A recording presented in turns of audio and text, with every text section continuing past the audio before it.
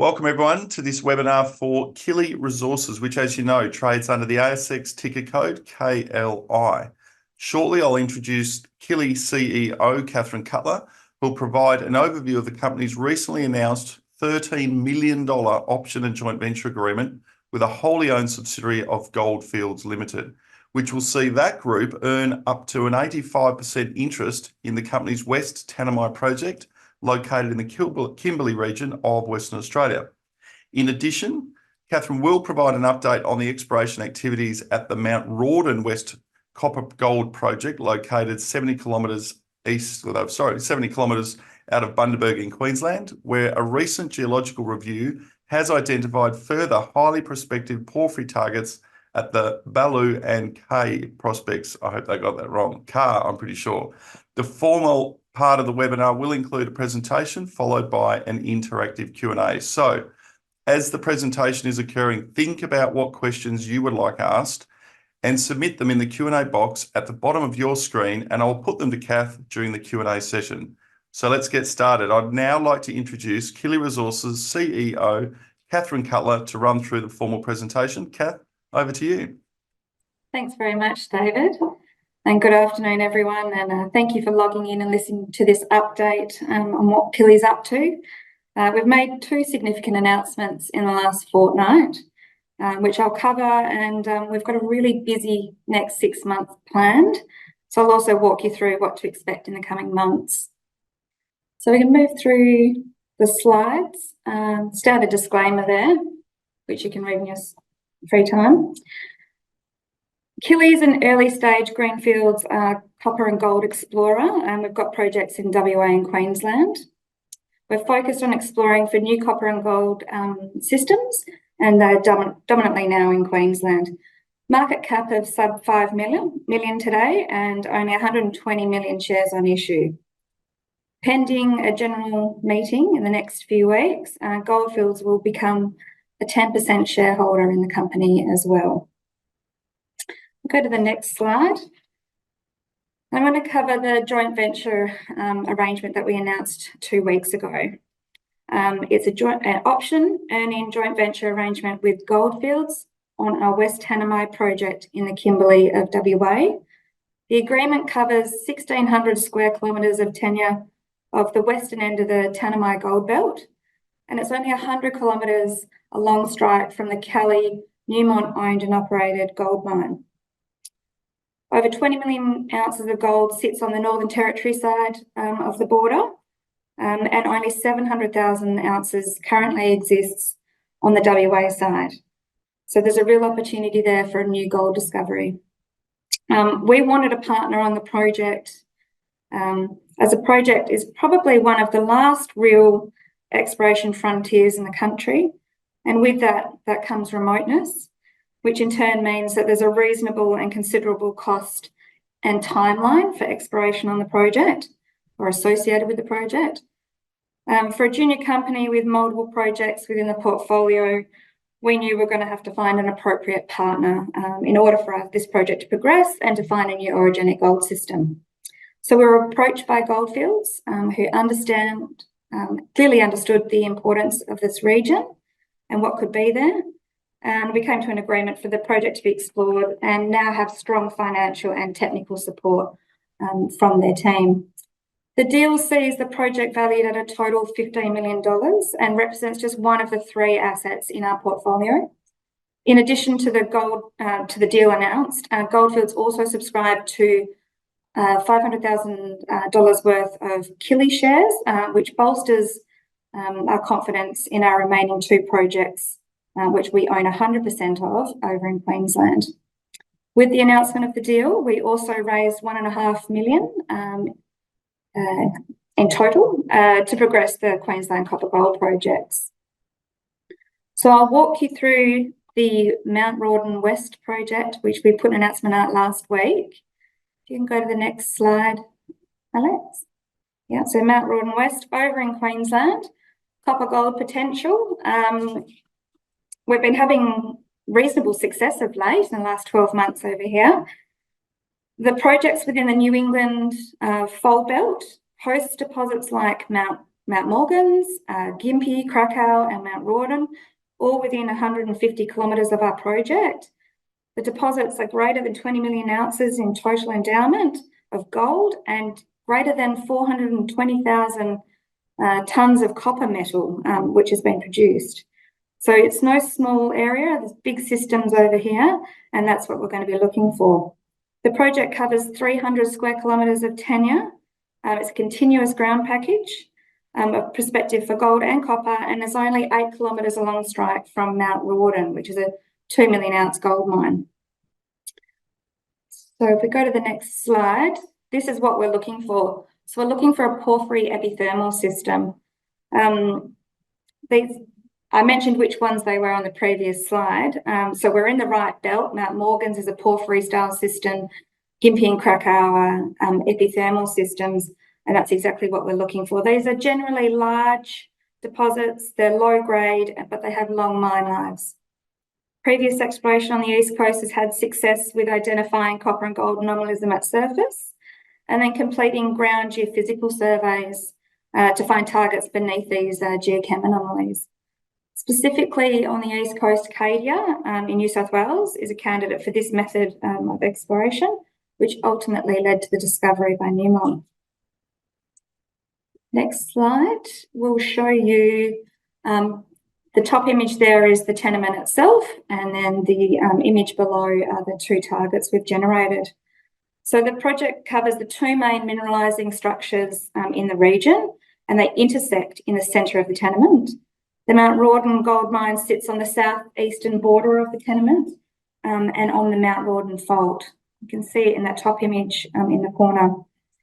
The Mount Perry is a historical gold, copper, silver mine.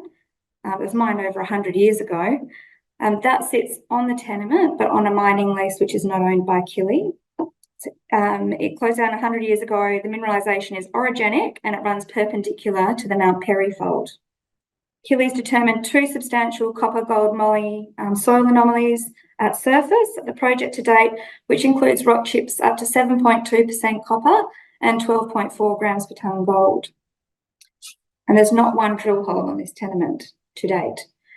The next slide zooms into the 2 targets in this main corridor, or the intersection of all these major mineralising structures. The 2 targets are referred to as Baloo and Car. They both have distinct zoned geochemical anomalies. They both have old workings present. They both have geophysical targets that have been identified using the Centre for Exploration Targeting's geophysical evaluation tool. So they're really leveraged towards the markings of something of significance. The next slide covers a closer in view of the Car target itself. At Car, there has been identified a quartz sericite magnetite breccia at surface. It stretches 120 metres along a ridge and on the margin of that blind intrusive unit determined from the CET processing. So we believe that that breccia is somehow currently related in some capacity to that intrusive unit. Soils across the ridge have returned up to 1,500 ppm copper and up to 460 ppb gold. So they're good results and reasonably high grade. There's currently not one drill hole at this target, so all work by Killi is the first in over 100 odd years. If we go to the next slide, this shows a close-up of Baloo. So this is a much larger system to Car. It's 2.5 kilometres by 1.7 kilometres in the central zone. The best soil results returned 1,700 ppb gold, which is pretty high, and 602 ppm copper. And it aligns adjacent to a blind intrusive unit, again, determined from geophysical processing. Rock chips returned up to 7.2% copper from sampling veins with some of the old workings, which is a really high-grade copper at surface. And again, there's not one drill hole into this target and represents an opportunity for us for discovery. If you go to the next slide, Alex, this is our exploration plan. So our plan in the coming weeks and months is to get on the ground, map veins and alteration at surface, within this geochemical footprint that we've already determined. We would like to complete an induced polarisation survey, or an IP survey, which is planned to commence in the next month, which will penetrate the ground to a depth of around 300 metres or greater than 300 metres to determine any sulphide-bearing bodies beneath these two geochemical anomalies. And following on from that, that should then provide drill targets, which will then lead on to our maiden drill campaign and the first holes ever at the project. If we go to the next one here, I'm just going to lightly touch on our Ravenswood North project. It's up towards Townsville. It's within an enviable location. We have about 28 million ounces of gold endowment within 60 kilometres of the tenement package. It's a really great place to be. There's been a lot of renewed interest in the area of late. We've determined 2 targets currently on the project, and we're looking generally for an intrusive related gold system. So on the next slide, it shows you our Rocky target. In our first year of operating up there, we determined a 1.5 kilometre squared geochem anomaly, anomalous for gold, silver, copper. We drilled the first 11 holes on the project ever into this target on a 300 metre space grid. It returned economic gold grades of 10 metres at 0.66 gold, which was great. However, we haven't yet found the loci or the intrusion related to the primary mineralisation as yet. Mapping's planned to progress surface mapping at that project, which will be later in the year. The next target at Ravenswood is the West Branch copper gold target. Again, only first pass exploration so far, which have returned 5 and 6% copper at surface in rock chips, up to 9 grams per tonne gold as well in rock chips, and nearly just under an ounce silver. So currently we're reviewing geophysical data sets at this project to determine where we should go next. The final slide refers to, on our first corporate structure slide, a $500,000 investment. And this is to do with our Balfour project in the Pilbara. So Killi owned a 300 square kilometre tenement up in the Pilbara, was approached by Black Canyon to purchase the tenement from us. It was a staged consideration where the signing of the deal saw $200,000 worth of Black Canyon shares issued to Killi. The second instalment was another further $300,000 worth of Black Canyon shares issued to Killi on the completion of a significant mineral resource in manganese. So Black Canyon's a manganese explorer, and the deal was fully realised in early 2024. Killi originally pegged the ground for its potential for copper mineralisation, and as part of the deal, we have retained those copper rights to the project. On our last slide here, what should you take away from today? We have the cash on the back of the deal with Goldfields. We have the cash to progress the Mount Rawdon West project, which is our #1 priority currently, exploring for a new copper gold system. And we will follow up those 2 targets already generated. We'll be recommencing back in the field in the coming weeks with mapping and an IP survey planned to generate drill targets, which will then be followed up by a maiden drill campaign in the months following that. So a strong exploration plan and news flow to continue for the next 6 months.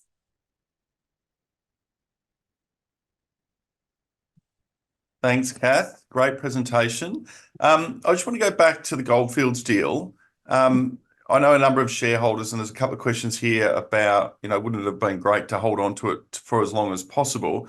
But in reality, holding on to a project that big and that remote, what would that have looked like from a funding point of view, but also a timeline point of view, if you were going to take it through, resource drill out and all the way through to potentially a development decision?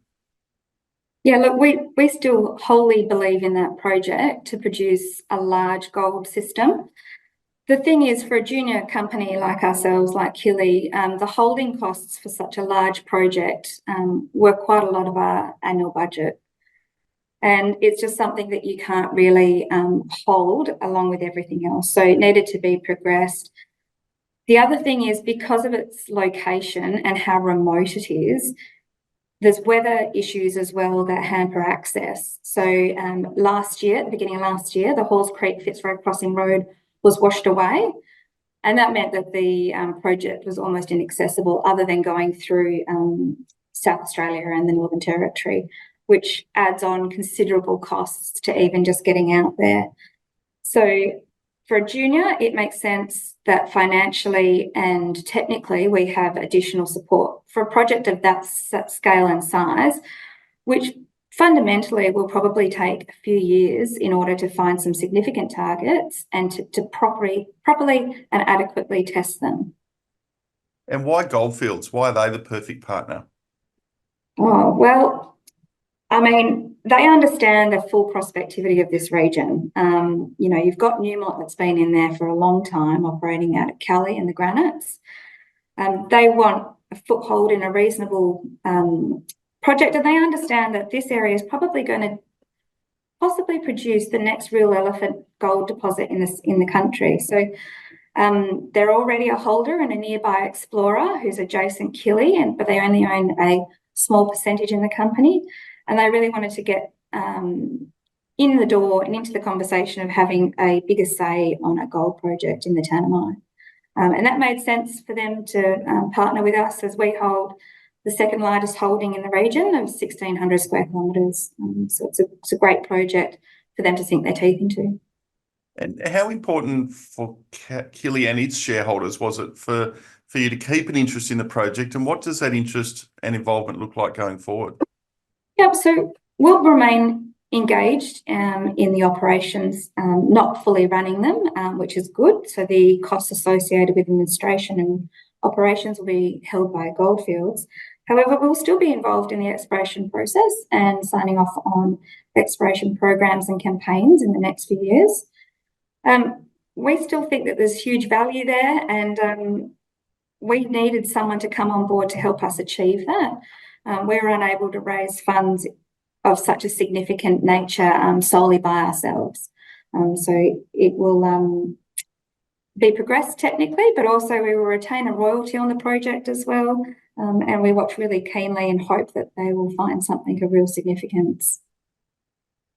With that asset now effectively in someone else's control in terms of moving it forward and funding and technically and operating it, from a focus point of view, what does it mean for focus, and how easy is it now to focus more on the projects that you want to sink your teeth into? Yeah, that's very true. So we're now able to wholly focus over in Queensland. Last year, when I said that we had that problem with access to the West Tanami with the roads, it meant that we were able to move quickly and access our projects in Queensland and get out on the ground and start the exploration out there. And that actually did generate some really good success in copper and gold, which naturally we've found quite easy to manoeuvre forward. So it made sense that Tanami goes off with another partner, and we can wholly focus on Mount Rawdon West and Ravenswood North. Also, operating in one jurisdiction is always easier. Splitting resources and budgets between multiple states can also be tricky. So it means that we can now really just focus all our efforts in Queensland and on the copper gold story. You touched on access for exploration and being one of the factors in terms of doing a deal at West Tanami. What does exploration access look like in Queensland? Well, our Mount Rawdon West project's only 60 kilometres inland from Bundaberg, and it's directly down the Bruce Highway. So it's extremely easy to get to. We can fly to Bundaberg and we can drive out from Bundaberg to the project. We can even stay in a town with hotels and motels, which is only 10 minutes from our main targets. So it's a really simple exploration play. We can get in quite adequately, whereas the West Tanami, it was taking months of lead up to attain access and mobilise equipment and gear up there, and then it was 4 or 5 days of actual mobilisation into the project, and another 4 or 5 days to get out. And how excited are you with the opportunity in Queensland? Clearly, holding on to these assets was very important, focusing on them, and for all the reasons you've outlined, a lot easier to explore, which hopefully provides more news flow and more momentum for shareholders in Killi. How excited are you with the opportunity that the Queensland assets represent? Well, I don't say it lightly, but these are probably some of the best targets I've seen, and it's almost unfathomable that no one's stuck any holes into these targets so far. The old workings have been there for over 100 years, so it's not like nobody knew that they were there, but nothing has really been followed up since. So it's a really big opportunity for us. It's good access to get into the ground. All signs are pointing to this is something of significance. We look forward to adding the geophysical layer data set to our targets. And from that, we really should have some solid drill targets to continue in the next few months. So the question here, just reiterating the work program over the next 6 to 12 months in Queensland. Yep, so in the next few weeks, we'll be out on the ground mapping, alteration and veining, which is really important task to complete prior to moving in a drill rig when you're exploring for a porphyry or epithermal system. So mapping will be started. Following on that, within a month, we should have the IP survey starting, a ground IP survey, which will provide coverage of both the Baloo and the Car targets to a depth of around 300 metres, and will be a 3D visual of any potential sulphide-bearing ore bodies or bodies beneath the geochemical anomalism. And following on from that, the drill targets determined from that IP survey will then be followed up by a maiden drill campaign. Thanks, Kath. That does bring to an end the questions. We've got through a fair bit today, and clearly important for Killi to remind its shareholders that this is a big deal in the West Tanami, and it is bringing in a big partner, but still a significant exposure to the project and its plans and development going forward. But all the focus now in Queensland, and an exciting 2 projects there with a strong news flow and a strong exploration activity to commence. That does complete our webinar for today for Killi Resources. Remember, a copy of this presentation has been lodged with the ASX. If you'd like further information about the company, please read the relevant filings on the ASX or use the details in front of you on the presentation.